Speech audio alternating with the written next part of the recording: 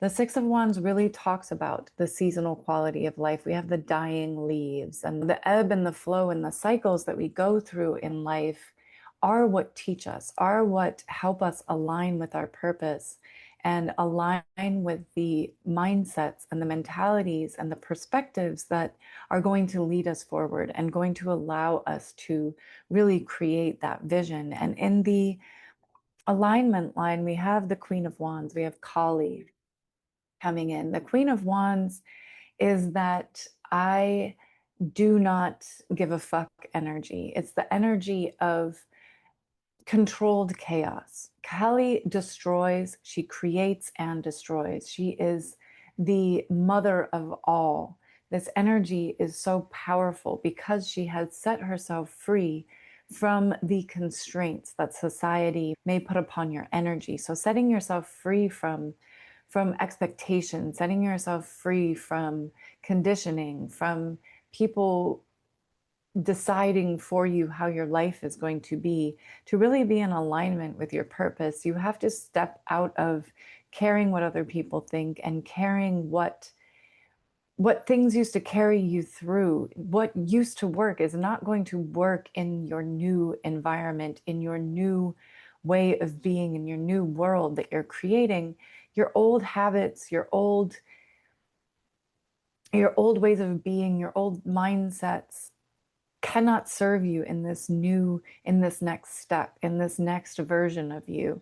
And by next version of you, I am not saying that you need to become someone new to manifest this new way of being. In fact, you must become less of who society expected you to be, less of that survival mindset.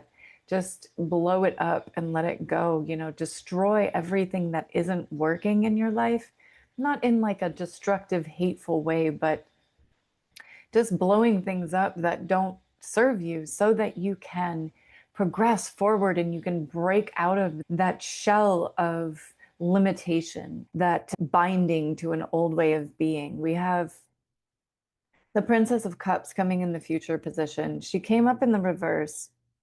So the Princess of Cups, we're going to transmute that energy. It's when we turn her around in her most empowered energy, she's all about having that emotional quality of being able to lead oneself lovingly towards the vision, towards what you want, and really remaining in touch with practices and initiations that bring you back to that sense of. She's represented by Saint Brigid, and Saint Brigid is known for bringing people to the stone circles where people come to absorb this beautiful energy from the earth. It's an energetic vortex, and ancient people knew this, and people gather there in order to feel that energy of renewal and that emotional renewal, that loving energy that allows you to move forward and allows you to create something new. If we're so held on to an idea or a mindset of this is who I am, this is how it should be, this is what I'm supposed to be doing, we don't really set ourselves free to allow the mystery to show us, to allow source or the universe to move through us, because we're so busy trying to hold on to this idea that we've had about who we really are. And we never really know. We are unfolding. Reality unfolds through our perception and unfolds into something new when we let source move through us, when we get out of our own way. And in the body line, in the past position, we have the Ace of Swords coming up in the reverse position. The Ace of Swords is a new beginning, a new mindset, a new way of looking at life, a new perspective. So we really want to transmute that energy with it in the past. It shows that reluctance to look at things from a new perspective. And when you have a reluctance to see things from a new perspective, you are keeping your body trapped in that old reality and trapped in that old way of being. But we don't have to punish ourselves to set ourselves free. We must have inner discipline, of course, and an inner foundation of strength and courage that's going to continuously bring ourselves back to a mindset that allows us to move forward, so we can transmute that energy and give ourselves a new way of looking at things, a new perspective.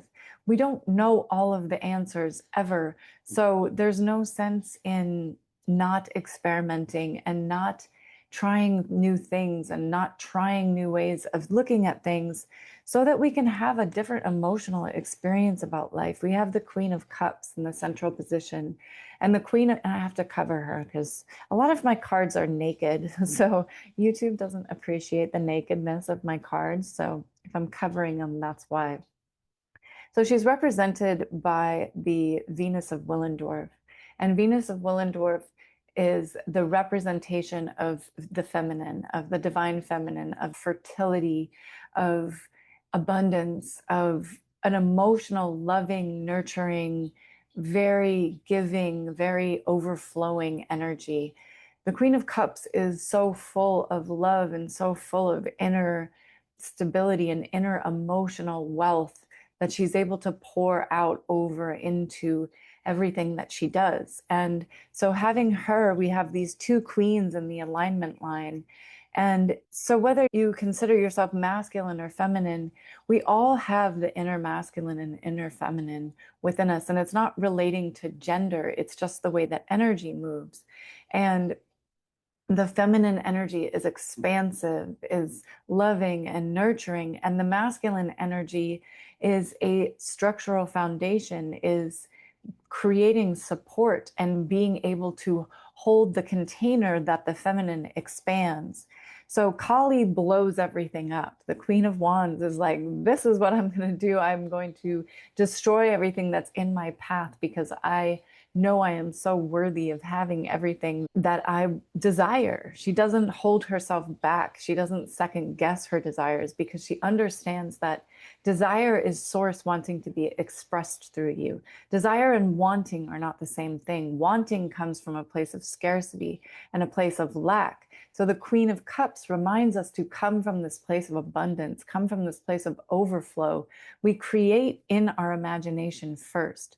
So if you're creating this beautiful imaginary world inside of yourself that is so full of abundance and love and all of the things that you desire to see in your three-dimensional reality, then it has no choice but to become manifest if you hold yourself in that vibration long enough, in that frequency long enough, because quantum physics shows us this. If what your awareness focuses on then solidifies into reality. When you focus on a wave, it hardens into a particle. So that is how reality is created, through our perception, through how we're viewing it.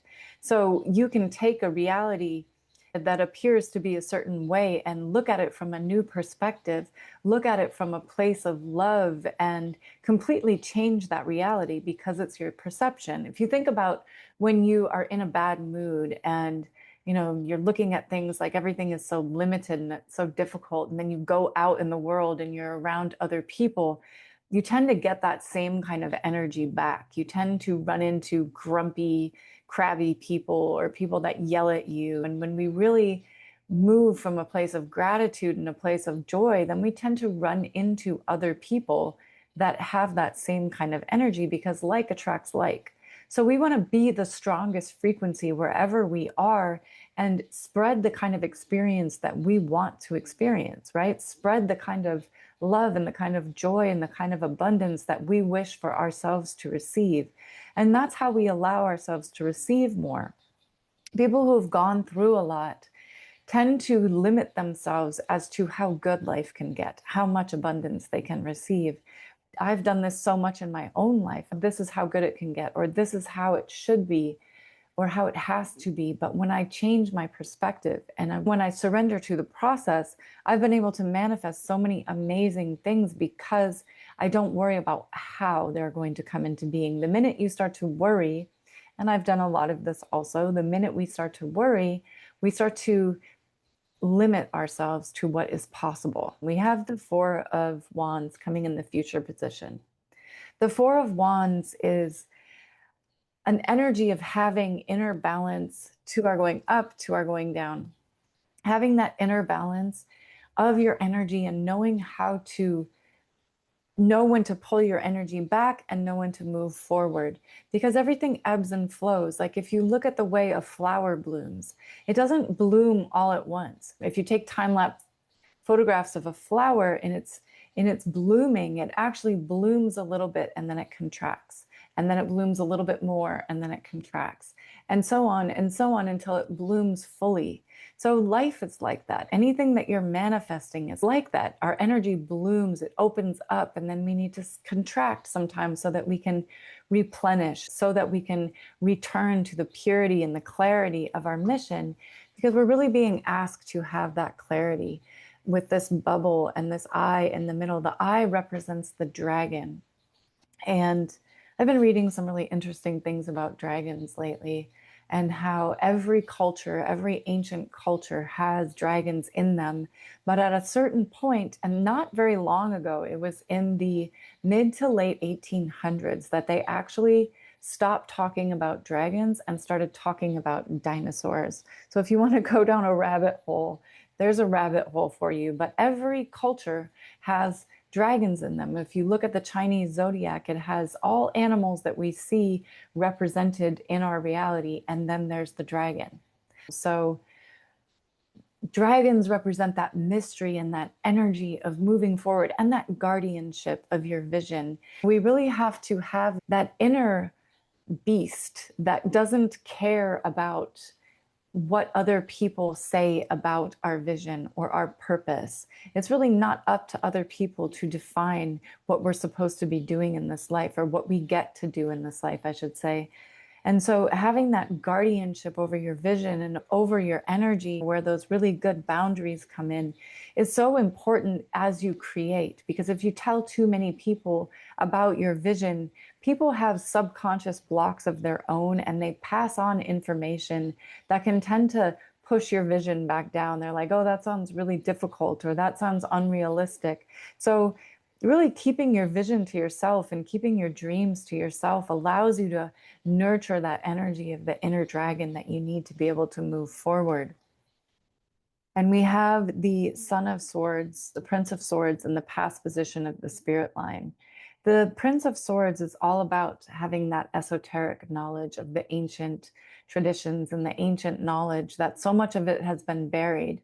And when we open up to source, we can start to access that knowledge again. It's always been present.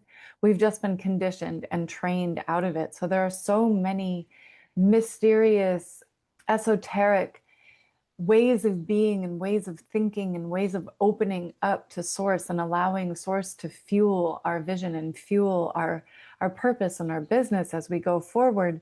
But we have to get out of our own way, and we have to be able to allow ourselves to have that inner mental clarity, to allow ourselves to come to stillness. Meditation is so helpful, and it's such a great way of tapping into that universal consciousness that's available to all of us. If we're constantly looking outside of ourselves for answers, we are disconnecting from source. Source is only available to us when we become so quiet inside that we can actually hear what source wants us to hear. So in the alignment line of the spirit, we have the Five of Swords, defeat. And sometimes things can feel as though they are completely falling apart, and you can look at the world at large and say, wow, things are really messed up. Things are really, really challenging right now. But the way that we set ourselves free is to observe that and then place our awareness elsewhere, place our awareness on this sense of calm, on this sense of inner peace, so that we can start to expand that. See how it causes that split in the realities. Consciousness is a choice. Where you place your consciousness is always a choice, and the choice is always in the present moment.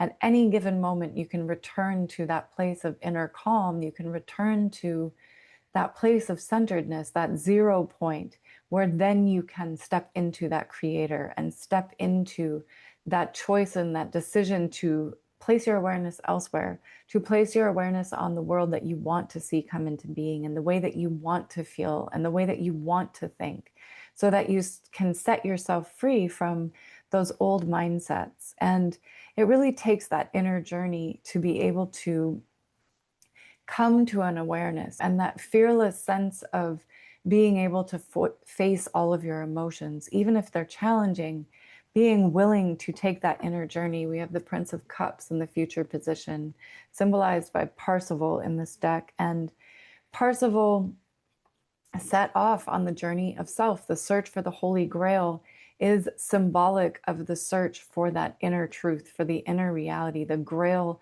is within us. And so it's the metaphorical journey of going within to find that light. And I've talked to so many people that have really been hesitant to face their emotions or to examine their emotions or go within because they're afraid of the darkness that they're going to find inside. But the truth is, when you sit with yourself and you sit with your emotions, they reveal the key.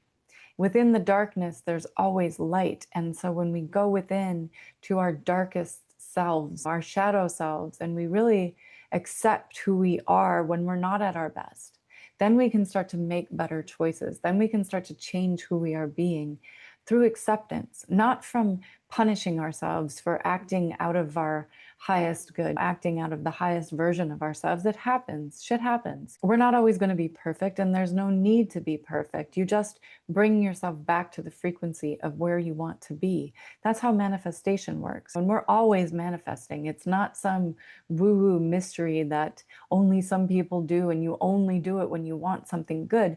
You're always manifesting. The reality that you're existing in is manifested by you through your imagination, through your decisions, through your thought process, through your emotional state. Because your emotional state is what creates the frequency. And the frequency is what tells the universe what you want to experience. So if your frequency is one of lack, the universe is like, oh, okay, you want more lack, you want more wanting, you want more grasping, you want things to be more difficult. But when your frequency is, life gets to be so easy, everything happens in my favor, everything always works in my favor, because I know that I am worthy. And this isn't worthy from an egoic sense. It's worthy in the sense that we all come in knowing what our purpose is, what we're meant to be doing on this earth, and what we need to do in order to realize that vision. But what happens through life and conditioning is that we forget. Children come in perfectly pure, perfectly whole, perfectly worthy, and they don't ask for permission. They tell the universe what they want. You know, they cry, they expect to be fed, they expect to be held. It's not something that they think that they have to earn. They just are worthy of it and worthy of being cared for. But what happens is, through our conditioning or through unmet needs in our childhood, as we grow and then those wounds get reinforced through our life experiences, we begin to lose that sense of worthiness. So peeling away everything of who you are not so that you can come back to that place of worthiness and understand that you are worthy of everything and that you can have everything when you allow yourself to do it. And by everything, I'm not speaking about the material. I'm speaking about the joy. I'm speaking about the love. I'm speaking about that sense of oneness. It's found within first. And then we can meet people from a place of fullness. We can meet our vision from a place of fullness. We don't need it to happen to feel good. We just desire it to happen because the universe desires to express itself through us. In the significator card, which is you, we have the Chariot. And so the Chariot is all about using one's willpower to bring the vision into life. And it's all about guiding the ship of your vision and surrendering to the process. You know where you want to go. You know what you want to manifest. If you get out of your own way and you sit and you write down exactly what you want, if there was no limitations, take the time to write down what is that most desired reality, and then start to move towards that, and then start to understand where you are limiting yourself.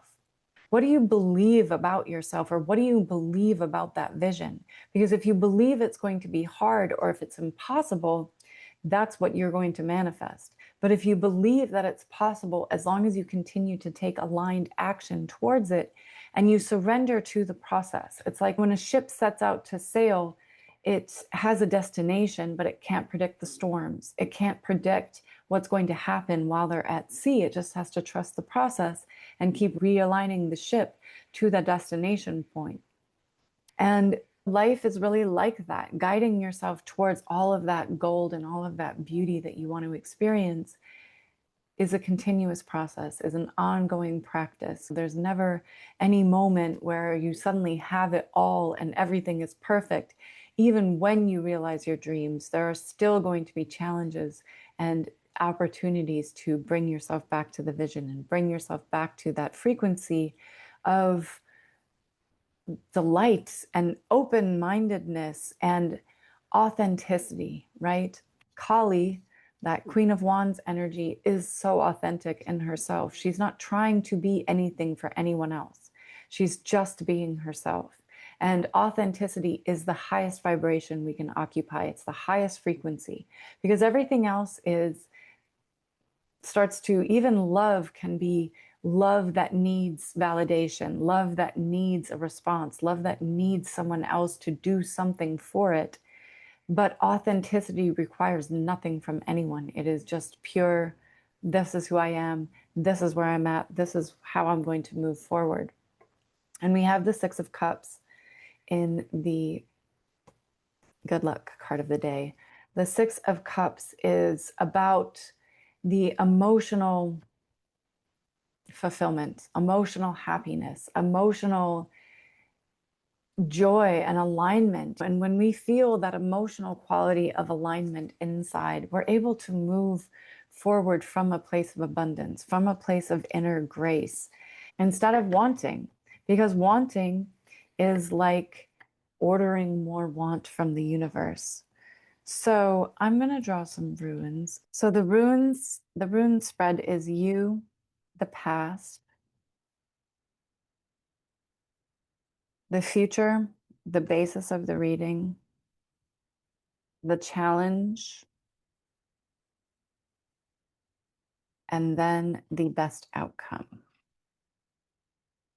It's interesting. I tried to do this reading yesterday, and for one reason or another, it did not work out, but I got the same rune in the same position. So in the position of you, we have Kano. Kano is the opening. We have to open to spirit. We have to open to the potential. We have to open to possibility.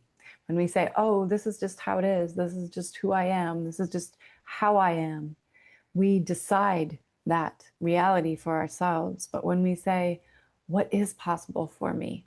How can I move forward in a new way? How can I look at this from a new perspective? Then everything starts to open up. We start to open up to spirit. We start to allow source to flow through us and we start to expand. When you expand your consciousness, you're expanding the potential of what's available to you. You're expanding into this limitless quality of life because we are completely unlimited. We've just been conditioned to believe otherwise. We have not these in the past position. Constraint. We've been conditioned to believe that we have to work hard, that we have to struggle, that we have to hustle, that we have to go after things and grasp and work hard to be able to get what we want. But truly, we just have to let go. We just have to surrender to the process. We have Odin, the unknown. We have to surrender to the unknown and understand that every time we return to the tree of knowledge, we can return to nature, we return to source and say, what is the next right action? And then wait and see what comes up. See what is the next thing that is in the most alignment, because alignment feels good. You know you're aligned with your next step when you feel good about it, when you don't feel hesitation, when you just want to move forward. Misalignment feels completely different. It feels constrictive. It feels like your energy is being pushed down into you. And when you want to expand, expand. Don't worry about what's happening. You're going to be able to handle whatever the consequences are of your next action. Just expand, trust yourself, allow that inner trust, because the starting point is always the self. We have Manas in the foundation position. Manas is the self. And when we start with the self, then we are creating from within. As within, so without. The micro is always going to be reflected in the macro, and vice versa. So if you're in environments that are very disruptive and very chaotic, and not chaotic in the expansive Kali chaos, but chaotic in the restrictive and the disruptive and the mean, the hatred that's present in reality, that affects you. We're affected by the energy that we're around. We pick up on other people's frequency and we take on their frequency if we're not strong enough in our own frequency. If we're strong enough in our own frequency, other people tend to attune to us. But if we are not strong and we're in a weakened position, we really want to either stay to ourselves or stay around people that are going to lift our frequency, not go in rooms where people are full of disappointment and full of jealousy and rage and hatred and chaos, because we're going to start to take on that energy. So when you split manas down the middle, it becomes wonjo. So it becomes joy. So cultivating, going to that center point and creating joy, tapping into gratitude and appreciation for life. Even if you don't have anything close to what you want to have, I'm quite sure and quite certain that you have something that you can appreciate and something that you can let go of that allows you to be more free. I lived on the street for a couple years of my life and would always get rid of something. Every time I left one city to go to the next, I would offload 7 things out of my backpack because I knew that in order to allow myself to receive more, I had to let go of things. So I would get rid of stuff. And sometimes it feels painful. You become attached to things. They have stories, they have energy, but letting go is what allows us to accept more. We have Berkana in the challenge position, and Berkana is rebirth. Berkana is growth. The challenge is to allow yourself to grow. The challenge isn't how can I constrain myself? How can I hold myself back? The challenge is how can I set myself free? How can I allow more growth in my life? How can I allow more expansion in my life? How can I look at my present reality from a place of how much better can I allow it to get? That's how we move forward from this abundant place. We have Awaz in the future position. Awaz is defense, avertive powers, the power to know what serves your mission and what doesn't, that discerning quality that comes with the Prince of Swords. Discernment, spiritual discernment is so important, especially as you're creating a vision, because some people are going to detract from your vision. Some energies are going to pull energy from your vision, pull focus from your vision.